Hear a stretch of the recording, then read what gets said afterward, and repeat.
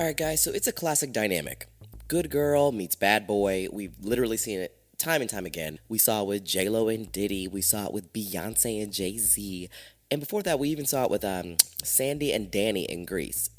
In fact, there's actually a poem about this. And this wise poet, I don't know if it was Maya Angelou. To be honest, I'm not sure. But what they said was, if your status ain't hood, I ain't checking for him. Better be street if he looking at me. Oof, I get chills just thinking about it. Oh, so that's what we're talking about today, guys. A good girl gone bad and gone dead because shit really did not turn out well for her. Today's story is about a 1930s beauty queen who became a Hollywood starlet and how she found herself in a web of glamour and dangerous men. She would eventually be found dead in the front seat of a Lincoln convertible in a garage that belonged to her lover. Now, the suspicious circumstances surrounding her death, they would make her story one of Hollywood's biggest murder mysteries. Today we're talking about the questionable ass death of actress Thelma Todd.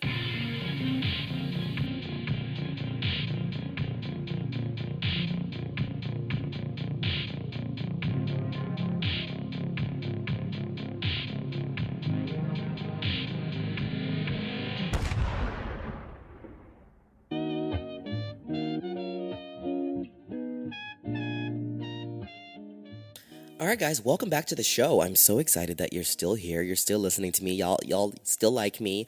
Thank you all for tuning in and for telling friends. It's been really exciting on this journey of true crime with you guys. So today I have a story for you, and we're going to be talking about Thelma Todd. Thelma was eventually nicknamed Hot Toddy because the toddy was hot, child. She was a little bit of a thought toddy, and I love her for it. I'm not here to shame her, but we're going to get to how she got that nickname in a second. Thelma was a big deal for her time, but unfortunately, she's not really a big household name today. I mean, at least not in my black ass household, she was not a big name, but in her prime, she was a big deal. She actually starred in 120 feature films and shorts between 1926 and 1935. Now, to put this in some context, Susan Sarandon has been in 163 films throughout her entire career. And if we back it up to some people, that came a little bit after Thelma, who you might recognize, Marilyn Monroe was in 46 films, and Audrey Hepburn was in 33 throughout, their entire careers. So basically, Thelma was booked and motherfucking busy, and she should be a household name, but it's not really. Her legacy is less about her movies and more about her murder.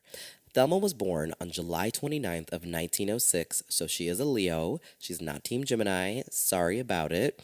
So basically, Thelma was born to be a bad bitch. She was born blonde and white and pretty in a time where this was literally, well, I mean, it still is, but it was a really good thing back in the 1920s. So what she did is she started modeling. She was like, maybe I am a bad bitch. So as a teenager, she started modeling in the 1920s, and she actually started joining beauty pageants. And she actually won the title of Miss Massachusetts. I fucking hate that word. Miss Massachusetts. Yes, in 1925.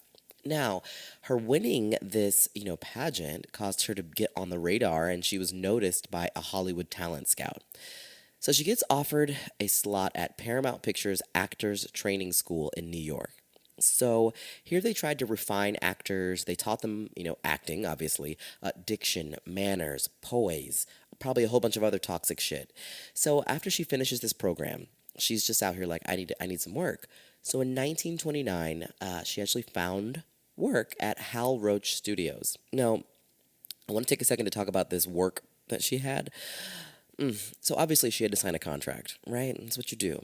Well, one of her early contracts, get this shit, it had a fucking clause that stated what her weight was at the time of signing, 122 pounds, and it stated that if she gained more than 3 or lost more than 6 pounds from that mark, the contract would be fucking terminated.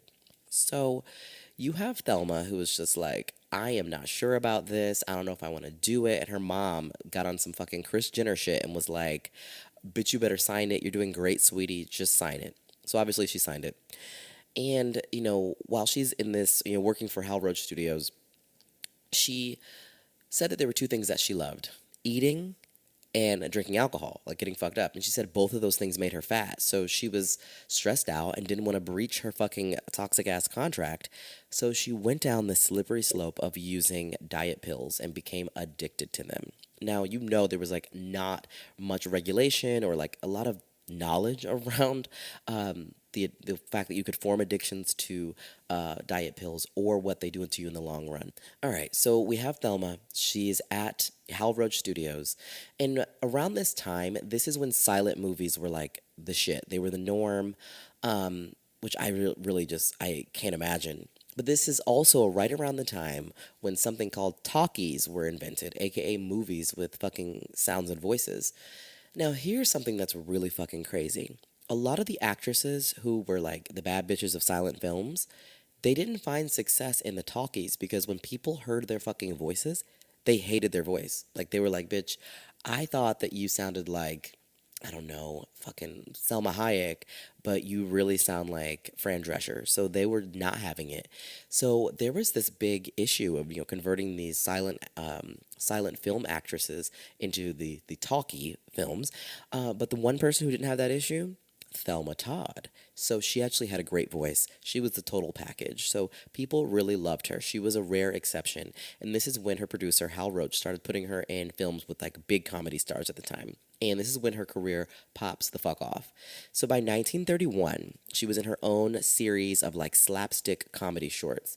Now, I just want to clarify what slapstick comedy is. Now, it's like a physical type of humor. It's like exaggerated, cartoonish, physical humor. During the silent era, this was really popularized by Charlie Chaplin. You've heard of him. Some would say that Robin Williams is the best example of modern day slapstick. So we got our girl Thelma. She's got her own show. She is doing it and doing it and doing it well. She's getting loaned out to other studios for various films, both comedies and dramas. And she is just really thriving. And this is when she starred in a movie directed by Roland West, who was a really big deal director. And he had several hits at the time. And this is when things start to get interesting. So, Hot Toddy, she was kind of a party girl. While she was on set, she kind of developed a reputation of just being like that girl. She was kind of a party girl. And she would flirt with a lot of people. And so she starts flirting with Roland West. And her and the director, they kind of have this like fling. Now, mind you, the director's fucking married. By the way, side note, Roland's wife's name is Jewel Carmen, and she was actually a big silent film actress herself. She appeared in over 30 films. She was in Frank Lloyd's A Tale of Two Cities in 1917. Like, she had her own thing going on, which is wild. And they ended up actually getting a divorce after Thelma's death. But anyways, back to the story. But Jewel is like about that life. Like she understands like my man is gonna go out and do what he does, so it is what it is. So it was like scandalous, but it was also like it is what it is. So homegirl Thelma is doing her movies. She is partying. She's having a good time, and this is when she meets a very interesting guy. His name is Pat DeCiccio. I'm probably mispronouncing his name, but he's a piece of shit, so it is what it is. He's a movie producer, but he has a lot of ties to the mob. So he be chilling with all these mob guys. So she's like, Roland, you chill with your wife if you want to. Like, me and Project Pat, like, it's all about Pat.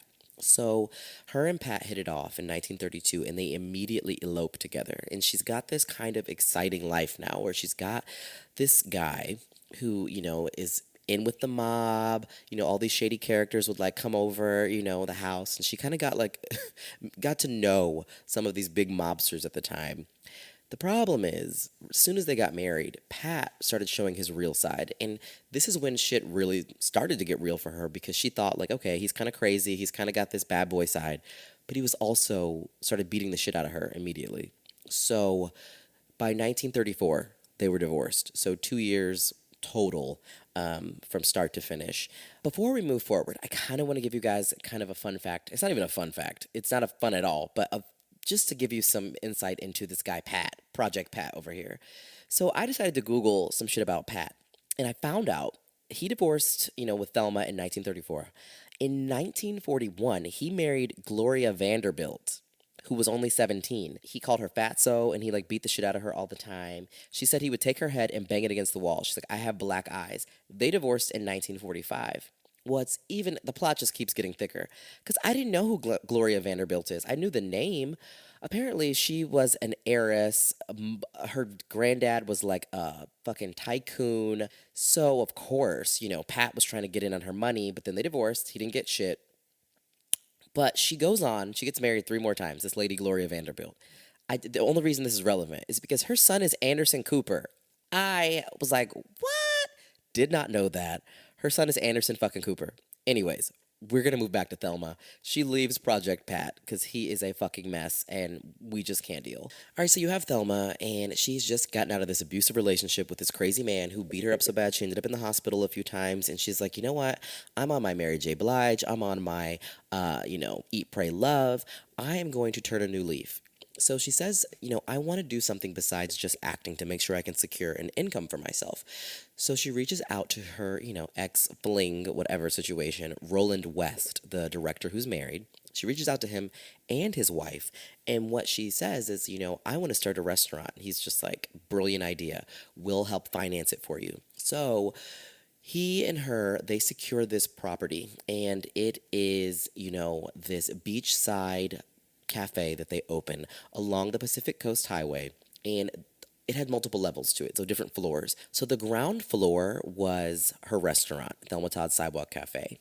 The second floor is where Roland West and Thelma lived. And they had these adjoining ocean view apartments. And I guess they had like a sliding wood door separating their bedrooms, allegedly. And they had parties in a private nightclub on the same floor that was called Joya's, which was named for Roland West's wife at the time, Jewel Carmen. And the third floor had like a dance floor and a bandstand, and that's where like a lot of celebrities would go in, like Kiki and like turn up and twerk and shit. So it was lit. It was lit. So he and her had an apartment up there. His wife knows about it because they have their houses nearby. Behind this property is where they have like these stairs that go up to this garage that connects to their house. So it's all one big kind of like compound, but the cafe is on the front. So the cafe was actually lit once they opened it. People loved it. It was very successful. You had a lot of celebrities that would pop in there. You kind of had like your underworld people. So kind of like there were some mobsters in there because we find out that Roland also had connections and ties to the mafia, which I think everybody did at this time. So the mob is in and out of there a little bit, celebrities are in there. Fans would come in because they're like, oh my God, I want to meet, Thelma Todd, or like see the people from the movies hanging out. So they have this place. And what's interesting is her ex, Pat.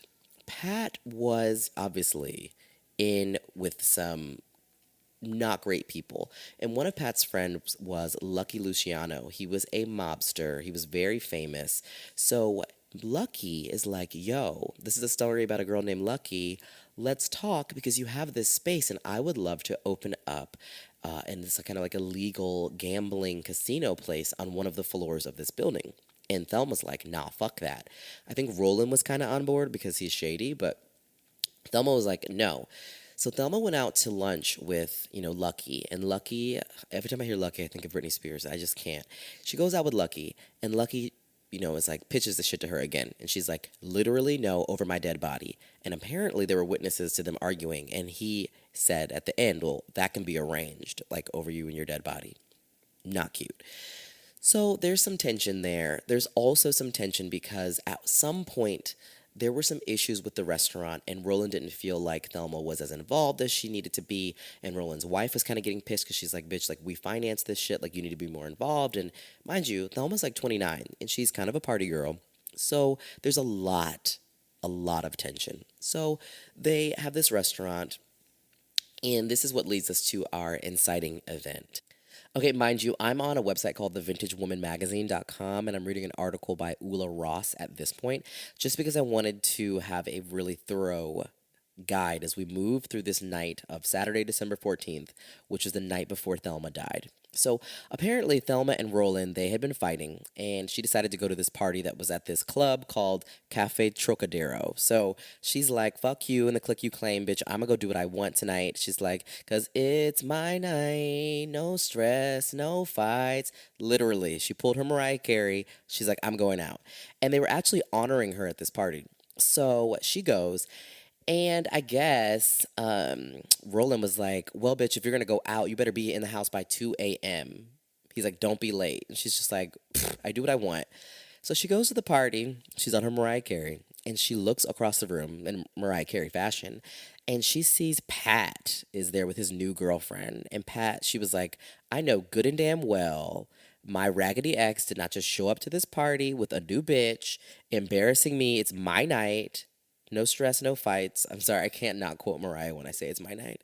Anyways, she's pissed. She gets drunk and she goes off on Pat.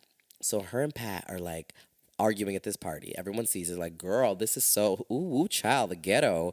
Y'all are ratchet. And then they end their fight, and then she's talking to her homegirl Ida, and she's like, you know what, fuck him. She's like, I'm already seeing this older, rich businessman. And Ida's like, who? And she's like, don't worry about it. Like, you asking too many questions about my sneaky link, girl. Just know that I'm good and I don't need him. So she was supposed to be home at 2. She didn't leave the party till 3. And like I said, old Roland had been like, bitch, you got a curfew. So what she did is she went up to this guy, Sid Groman, who I guess had a good relationship with Roland. I don't know if he was an actor. I think he might have been. And she's like, yo, it's 1 a.m. I'm not going to get home at 2. Can you call Roland and kind of like talk him down so it's not so crazy and I can get home late? So I guess the guy made a call, but I don't think it helped because she leaves at 3.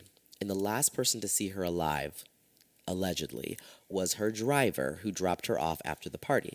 Now, she wasn't allowed to drive because she had been in like a lot of car accidents apparently. So the chauffeur took her home, and usually she was like super chill. But this night, according to an article that I read from the New York Times that was published on December 18th, 1935, Ernest Peters, who was the chauffeur, he said that he drove her home and she ordered him to drive at breakneck speed, fearing she might be kidnapped or slain by gangsters, which is super suspect. And when he pulled up at the house, usually he'd walk her up to the door of her apartment, above the cafe.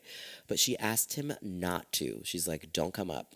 Now, some people speculate that the reason she did this is because she knew Roland was going to like show out on her or beat her or curse her out or whatever, and she didn't want the driver to see that. We're not really sure.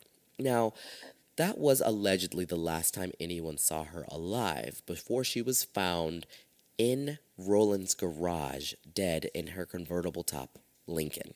So on Monday morning at 10:30 a.m., her maid that would come and like start her car up for her finds her body slumped over the wheel of this car in Roland's garage, which is where she kept her car. Now, here's where the plot really thickens. When they find her body, she was wearing the same dress that she wore to that party 2 nights before. So the first thing people assumed is that it was an accident. And this was actually kind of declared her official cause of death. The reason they're saying that she was in the garage is because when they talked to Roland, Roland said that he had locked the door to the apartment and she couldn't get in. And everyone's like, well, the bitch had keys. Like, this doesn't make sense. But he says he dead bolted it. He said he didn't hear anything. He's like, I didn't hear shit. I have no idea like how this happened. What happened to her. I was in the apartment the whole time. So they're saying it was a cold December night and she couldn't get into her apartment because her crazy boyfriend, whatever he is, has deadbolted the door. So she walks back to the back of the compound to get into the garage so she can sit in her convertible top car and turn the heat on and warm up in the garage. That is the official story, that she went up there to do that, and then she got carbon monoxide poisoning, which was allegedly the official cause of death. So everyone's like, she died this way. Either it was suicide or it was an accident. She was trying to keep warm. No foul play. Now, the reason this shit doesn't add up is because when they looked at her body, there was actually blood on her, and her nose was broken, and she had 2 broken ribs. And I'm sorry. At first they were like, well, she slumped over and hit the steering wheel and that's what happened to her nose. And that's where the blood came from. Skirt, I don't believe that. How do you also get broken ribs? Which made no sense. Also, they found food in her system, peas and carrots, that were not served at the party. And the coroner said that because they hadn't been digested yet, it meant that she had just eaten them. So it's like, if you're telling me that she's been dead for 2 days, for leaving the party, how is there food in her system that they found that's not digested yet? What doesn't add up is that there were people that claimed that they saw her the morning after the party. some lady was like, one of her friends was like, I got a call from her.